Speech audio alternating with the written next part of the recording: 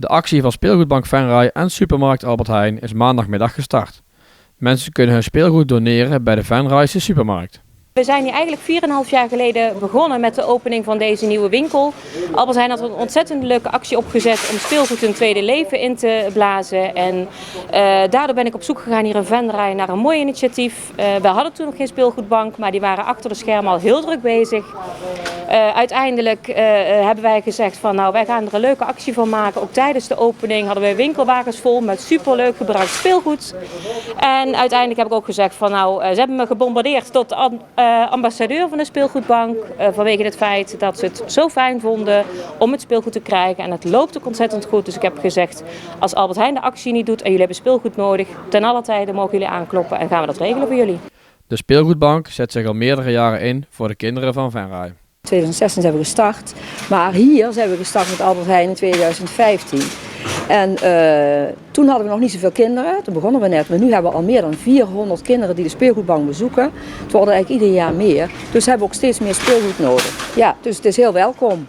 Ja, en hoe is het in deze crisistijd bij de speelgoedbank? Komen er meer kinderen bij of hebben jullie nog wel voldoende speelgoed? Is het aanbod nog groot genoeg? Nou, we hebben best wel veel speelgoed, want er wordt echt wel veel gebracht. We hebben ook nog onze maandelijkse inzameling hè, op de eerste zaterdag van de maand dat mensen speelgoed kunnen brengen.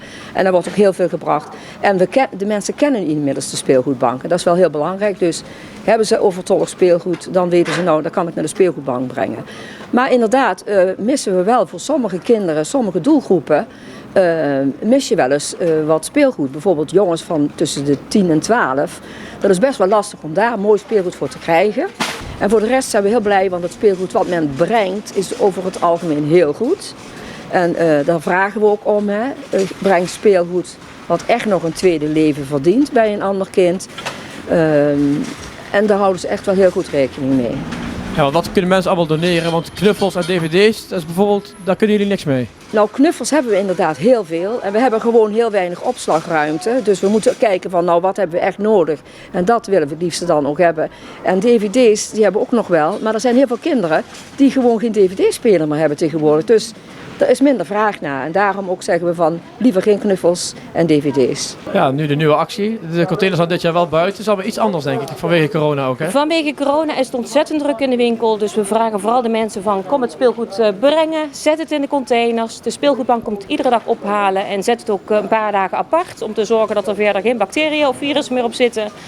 Om het vervolgens toch schoon te maken. Want al het speelgoed wordt schoongemaakt en vervolgens klaar te zetten voor de kinderen.